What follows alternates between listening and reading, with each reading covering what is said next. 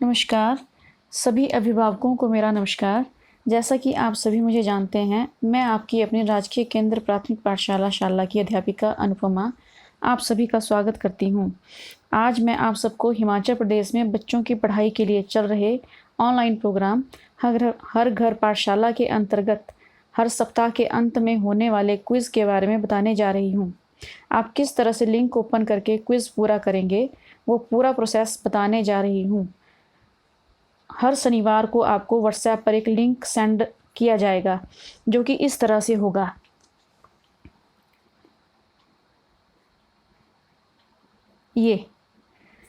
इस लिंक को आपने क्लिक करना है और इस तरह का पेज आपका खुलेगा। फिर यहाँ पे हेलो का मैसेज आएगा, इसको आपने सेंड करना है। इसके बाद आपको नमस्ते का मैसेज रिसीव होगा। उसके बाद आपको अपना पढ़ाई का माध्यम चुनने के लिए कहा जाएगा, जिसमें आपके लिए 2 ऑप्शन होंगी, हिंदी या अंग्रेजी। हिंदी के लिए हम 1 टाइप करेंगे, 1 और उसको सेंड कर देंगे। उसके बाद हमें ज़िला चुनने के लिए एक मैसेज आएगा। हमारा ज़िला मंडी है, जिसका कोड 8 है। हम फिर से अपनी स्क्रीन पे 8 टाइप करेंगे और उसको सेंड कर देंगे। उसके बाद हमारा ब्लॉक चुनने के लिए मैसेज आएगा। जैसे हमारे 20 ब्लॉक हैं, 22 ब्लॉक हैं, तो हमारा ब्लॉक चचियोड़ 2 है, तो उसका कोड 4 है, तो हम 4 टाइप करेंगे और सेंड कर देंगे। उसके बाद बच्चों को अपनी कक्षा चुनने के लिए ऑप्शन आएगा। जैसे बच्चे जिस भी क्लास के होंगे, जैसे कक्षा 1 के होंगे, 2, 3, 4, 5, तो अपनी अपनी कक्षा के अनुसार अपनी कक्षा टाइप करेंगे। जैसे मान लो मैंने 4 ऑप्शन किया, मेरी कक्षा 4 है, तो मैं 4 टाइप करूँगी और उसको सेंड कर दूँगी। फिर हम विद्यार्थी का पूरा नाम क्या है, हम विद्यार्थी का नाम लिखेंगे। जैसे मान लो मेरा नाम है हर्षिता, मैं हर्षिता टाइप करूँगी और उसको सेंड कर दूँगी। अब हर्षिता नाम का पंजीकरण हो गया है और यहाँ से हम अपना क्विज़ शुरू कर सकते हैं।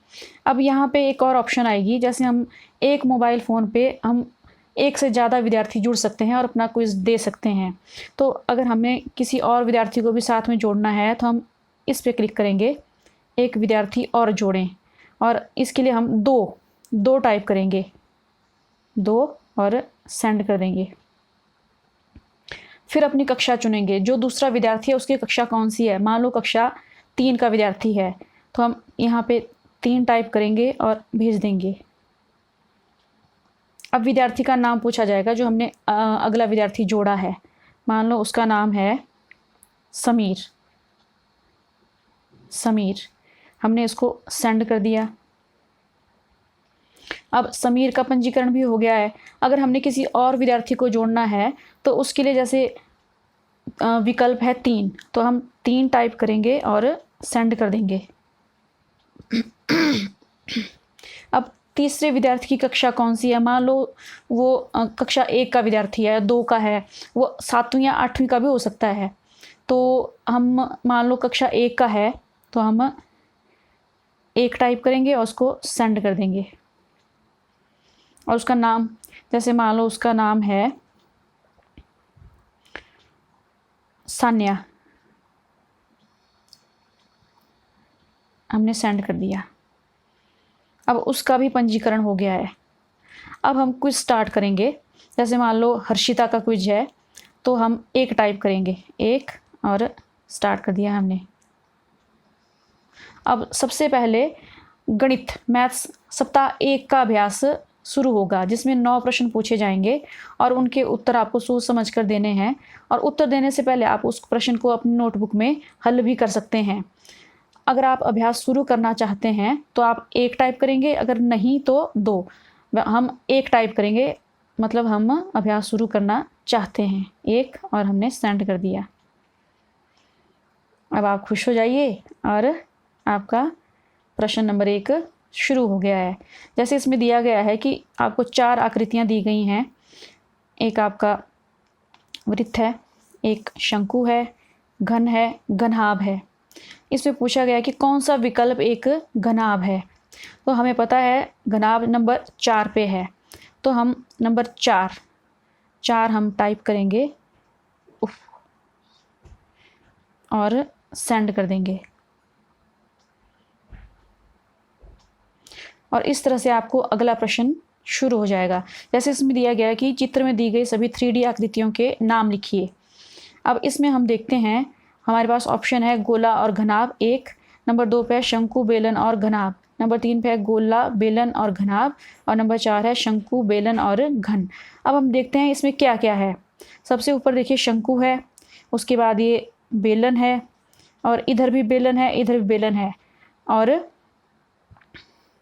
जैसे ये शंकु है, ये आपका बेलन है, ये भी बेलन है, ये भी बेलन है, और ये बीच का आपका घनाभ है।